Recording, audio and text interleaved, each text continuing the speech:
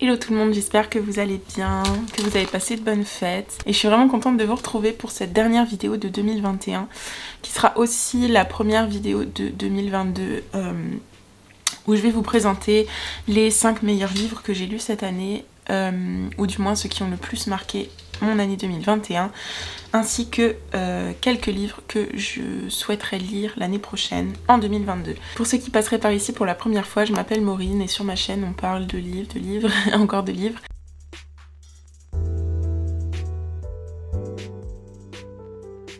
Alors on va commencer par la première partie de la vidéo, qui sera un top 5 des meilleurs livres que j'ai lus cette année. Ils sont pas dans un ordre de préférence parce que j'arrive vraiment pas à les classer. Je les ai appréciés pour des raisons différentes, donc c'était vraiment difficile de les mettre dans un ordre particulier. Mais c'est vraiment les 5 livres qui m'ont le plus marqué cette année et que je veux vraiment partager avec vous et que je vous recommande de lire en 2022 si jamais vous avez besoin de recommandations. C'est vraiment des bons livres et voilà, je vais rentrer plus dans les détails tout de suite. Donc le premier livre dont je vais vous parler, c'est un livre que j'avais abordé dans mon tout premier vlog. Je vais vous mettre la... non, c'est de l'autre côté. Je vais vous mettre la petite fiche en haut si jamais ça vous intéresse d'aller le regarder. Et c'est un roman français contemporain qui s'intitule Le Livre des Nuits de Sylvie Germain. Donc dans ce roman, qui est en fait une saga familiale, on suit le personnage principal qui s'appelle Victor Flandrin et on suit sa famille à travers les générations en partant de son père jusqu'à ses petits-enfants, et cette saga familiale permet aussi d'explorer le siècle des grandes guerres qui a marqué profondément l'être humain de manière assez tragique. C'est un récit vraiment magnifique, le style est à tomber par terre, très poétique, et ce que j'ai trouvé le plus impressionnant au niveau du style dans ce livre, c'est qu'il évolue au fil du livre de manière très significative et symbolique, puisque au début du livre, où on voit l'enfance de Victor Flandrin, on a un style qui se rapproche du conte, et à la fin du livre, on a un style qui se rapproche beaucoup plus de ce qu'on peut trouver au XXe siècle, et de la poésie par exemple en vers libre. Le tout dernier chapitre, c'est un poème en vers libre.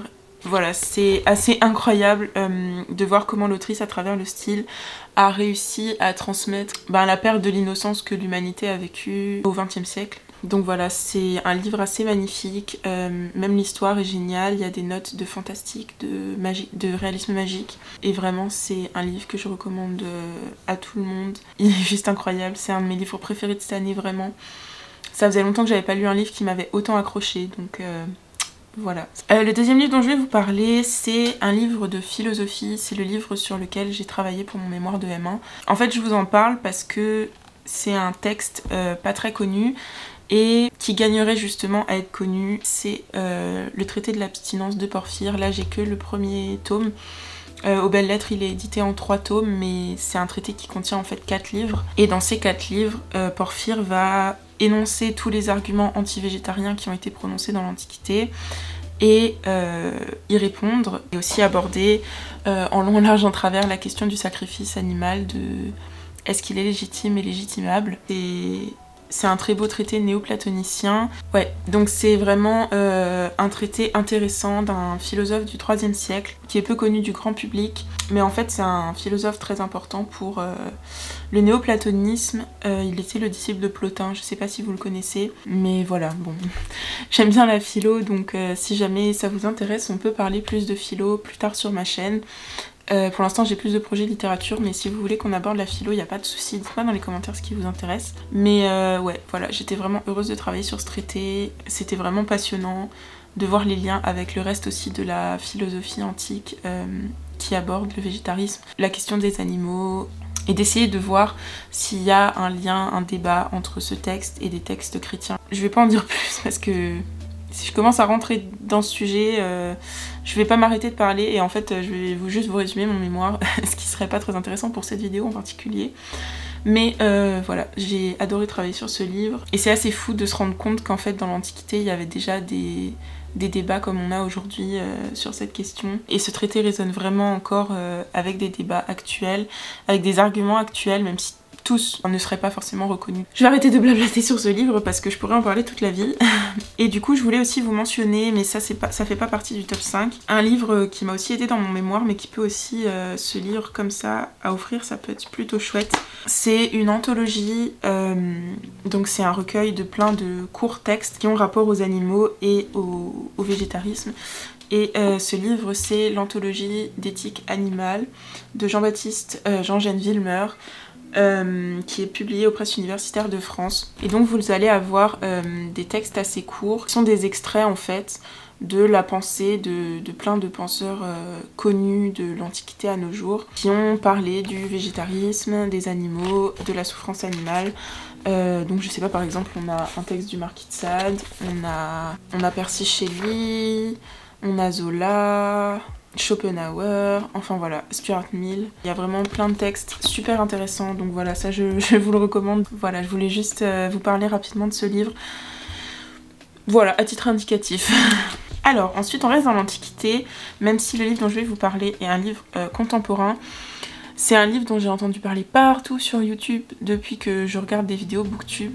Et vraiment, ça m'intriguait. Je me disais, est-ce que c'est vraiment si bien que ça, si tout le monde en parle?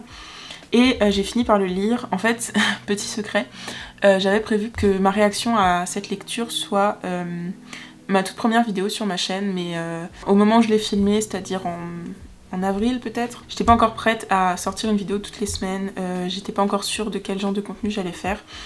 Donc j'ai laissé tomber cette vidéo, mais voilà, ça devait être la toute première vidéo de ma chaîne. Et donc ce livre, c'est Le Chant d'Achille de Madeline Miller.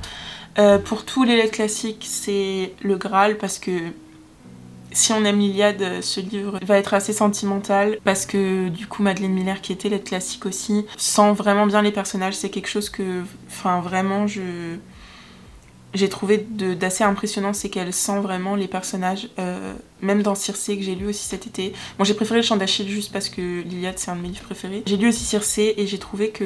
Enfin, j'ai adoré la manière dont elle décrivait le personnage d'Ulysse, qui est pas du tout le héros absolument glorieux qu'on imagine aujourd'hui, mais qui est un homme plus complexe que ça. Et dans Le Chant d'Achille, c'est pareil, elle sent très bien les personnages.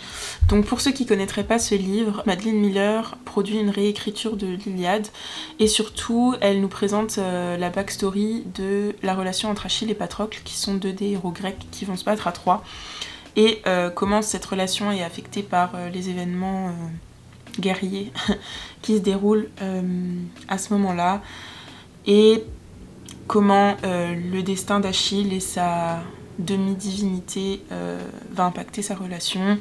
C'est vraiment un beau livre, une belle romance, mais aussi un livre qui rend justice au texte d'origine, notamment par le style qui est très très beau. J'étais assez surprise parce que j'avais un peu peur justement que le style pêche un peu dans ce genre de livre, mais c'était vraiment très beau et... Voilà, je le recommande à tout le monde. C'est pas une lecture très compliquée, même pour ceux qui connaîtraient pas particulièrement la mythologie.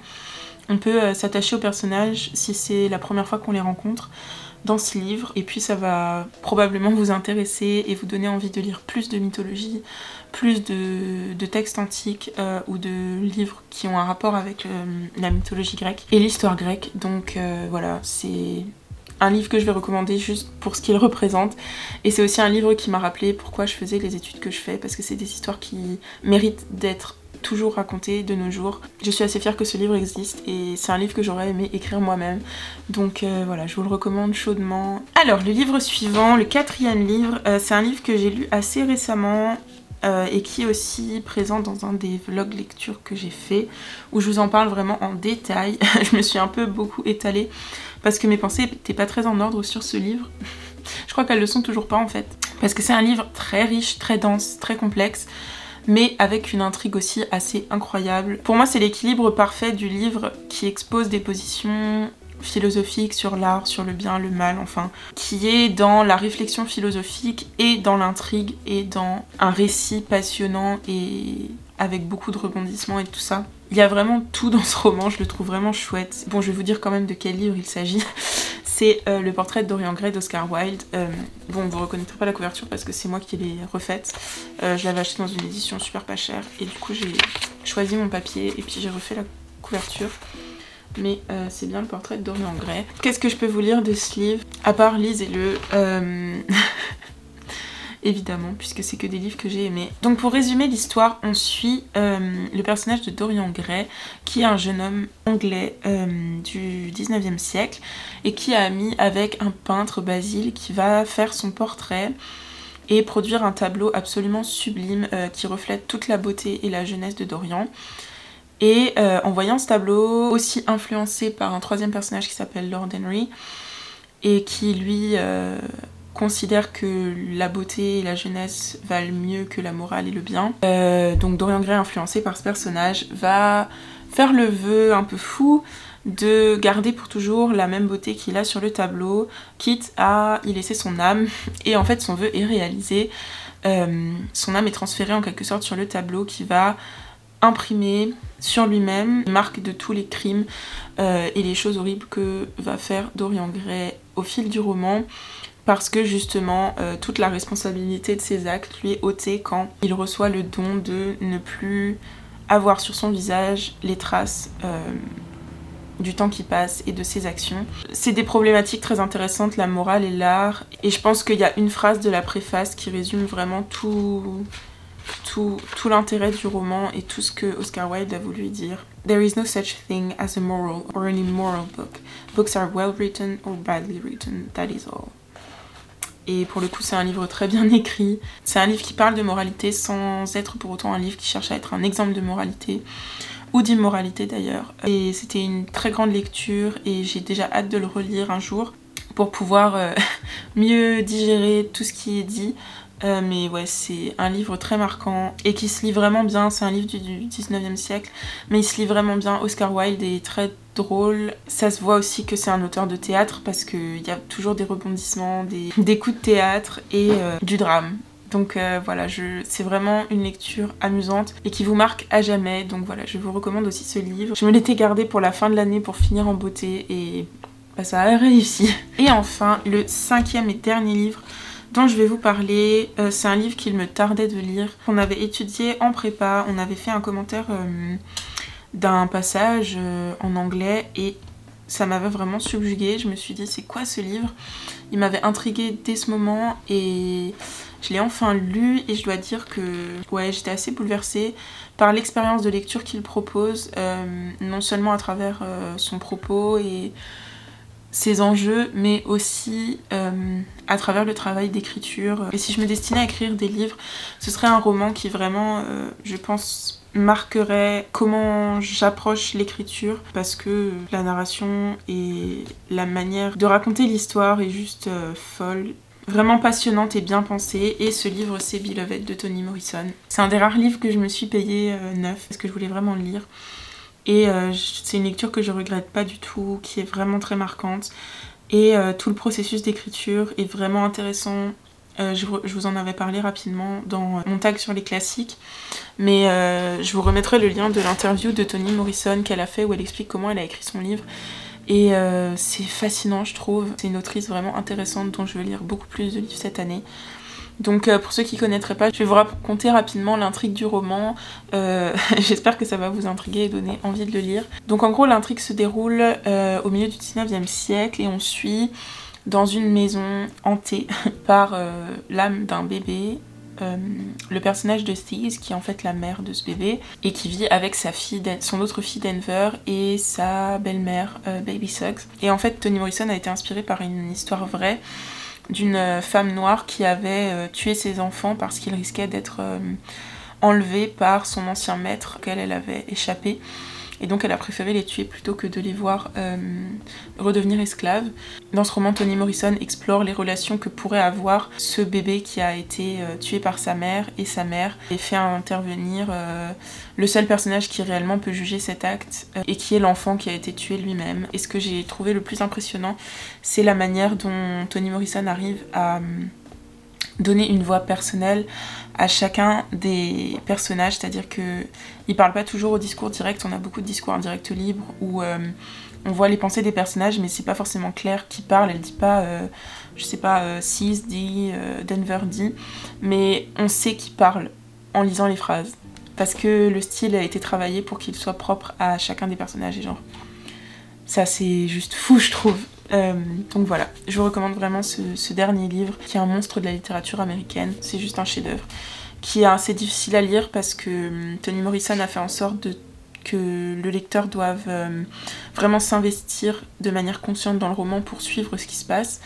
Donc c'est un roman qui coûte un peu de concentration à lire, mais ça vaut vraiment la peine. La fin est incroyable. Tout est incroyable dans ce livre. J'ai du mal à en parler de manière claire parce que je suis encore sous le choc de ce livre qui vraiment m'a beaucoup marqué et auquel je pense souvent. Donc voilà, c'est le dernier livre de mon top 5. Je vais juste vous parler rapidement de quelques livres que je sais que j'ai envie de lire en 2022. Je vais pas me mettre la pression pour lire une quantité affolante de livres parce que l'année dernière, pour mon blog, j'avais fait un article où je me donnais 21 classiques que je voulais lire en 2021. Mais j'ai pas réussi à maintenir ce challenge parce que au final, certains des livres ne m'intéressaient plus tellement en cours d'année et puis je trouvais ça un peu arbitraire de m'imposer 21 livres alors que voilà, les envies de lecture fluctuent au fur et à mesure de l'année. Je vais moins me mettre la pression cette année et là je vais vous parler seulement de 4 livres que je veux vraiment lire parce que ils m'intéressent vraiment et je pense que 4 c'est faisable de m'en imposer 4 par an. Je vais essayer de les lire au début de l'année, comme ça ce sera fait et après je serai libérée, je pourrai volter au fil des lectures qui me font envie. Donc le tout premier livre, c'est un livre récent qui s'appelle Hamnet de Maggie O'Farrell, où elle raconte la vie de Shakespeare à travers les yeux des membres de sa famille, de sa femme notamment je crois. Et ça a l'air vraiment passionnant. Shakespeare, de toute façon, c'est un personnage très très intéressant. Si vous aimez bien Shakespeare, je vous conseille de regarder ou d'écouter au moins la bande son de la comédie musicale Something Rotten, qui en fait est vraiment une comédie, enfin c'est vraiment très très drôle, sur Shakespeare et sur son influence sur les comédies musicales et tout ça, enfin bref, c'est très très bien. Et c'est très drôle et je vous recommande du coup de le regarder si vous aimez Shakespeare. Mais ouais, Hamnet, ça m'intéresse vraiment de le lire, j'en ai entendu que des bonnes choses. Je pense que c'est un livre que je vais dévorer un peu comme le Chant d'Achille. Donc voilà, celui-là il me fait très très envie, il me fait de l'œil depuis plusieurs semaines. À chaque fois que je passe à la librairie, je le regarde comme ça, je me dis bon toi, bientôt je t'aurai.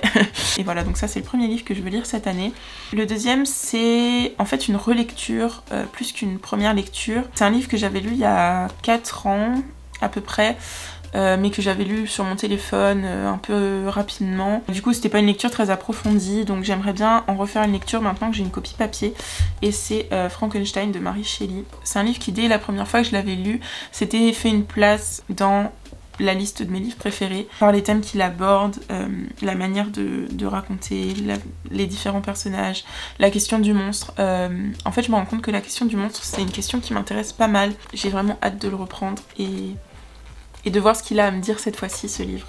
Alors, le troisième livre que j'ai vraiment envie de lire cette année et que je vais lire dès le mois de janvier en co-reading avec Sarah, une de mes amies qui était présente dans le vlog 3, le vlog lecture 3 qui se passait à Paris. Elle a fait une petite apparition, elle était trop mignonne.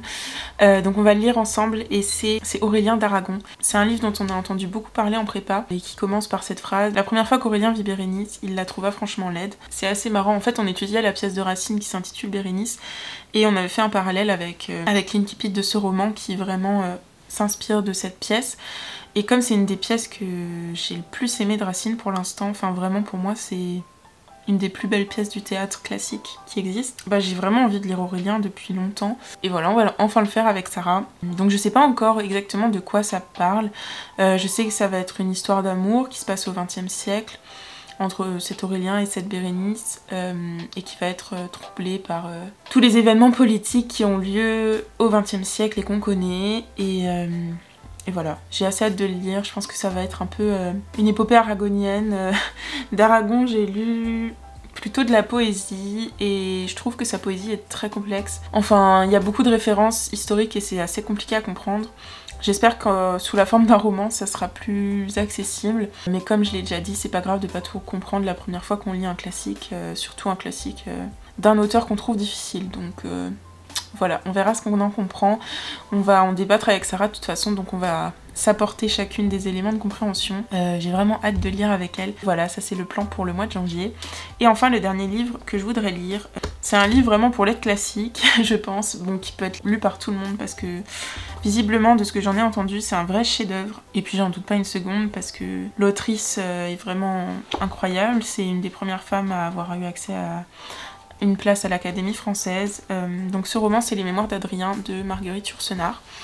Je vais vous lire la 4e de couverture pour vous expliquer de quoi il en revient. Cette œuvre est à la fois roman, histoire et poésie. En imaginant les mémoires d'un grand empereur romain, l'auteur a voulu refaire du dedans ce que les archéologues du 19e siècle ont fait du dehors. Jugeant sans complaisance sa vie d'homme et son œuvre politique, Adrien n'ignore pas que Rome finira un jour par périr. Mais son réalisme romain et son humanisme hérité des Grecs lui font sentir l'importance de penser et de servir jusqu'au bout.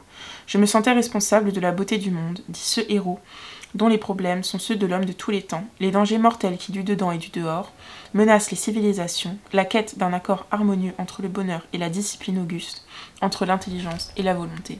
C'est un livre qui m'a fait un peu peur pendant longtemps, mais j'ai vraiment envie de le lire. Je vous en reparlerai quand je l'aurai lu. Ça va aussi être, je pense, une de mes premières lectures de l'année. Donc voilà. J'espère que cette vidéo vous a plu, que vous aurez trouvé de l'inspiration. J'ai vraiment hâte de voir ce que cette année me réserve, notamment grâce à cette chaîne YouTube qui commence bien. Je suis vraiment contente parce qu'on est déjà plus d'une centaine ici. Donc bienvenue à tous ceux qui nous ont rejoints. N'hésitez pas à utiliser les commentaires pour qu'on communique et qu'on se crée notre petite communauté. Je veux vraiment tout savoir de ce que vous lisez, des livres que vous aimez, de ce que vous voulez voir sur la chaîne aussi. J'ai pas mal d'idées de vidéos que je veux faire sur cette chaîne. De concepts de différentes séries, etc. Donc voilà, j'ai hâte de voir jusqu'où on va cette année avec cette chaîne. Et puis avec tout le reste, tout ce qui se passe dans ma vie en ce moment. Je pense que 2022 ça va être l'année du changement. 2021 c'était l'année de la préparation au changement et je pense que cette année je vais être prête à faire plus de choses. Donc voilà, j'ai hâte de voir ce qui va se passer. J'espère que vous avez passé de bonnes fêtes et je vous souhaite à vous aussi une année pleine de réussite et de surprises et de découvertes. En tout cas, je vous souhaite une bonne semaine. J'ai hâte de vous retrouver la semaine prochaine et de continuer de planifier mes petites vidéos. N'oubliez pas de liker la vidéo pour me soutenir, de me laisser un commentaire et de vous abonner et de cliquer sur les notifications pour savoir dès que je poste une vidéo. Voilà, même si des fois il y a des petits problèmes techniques, j'essaye d'upload tous les dimanches vers 16 h. Des fois c'est un peu avant, un peu après. Je vous souhaite une bonne première semaine de janvier 2022 et je vous dis à tout bientôt.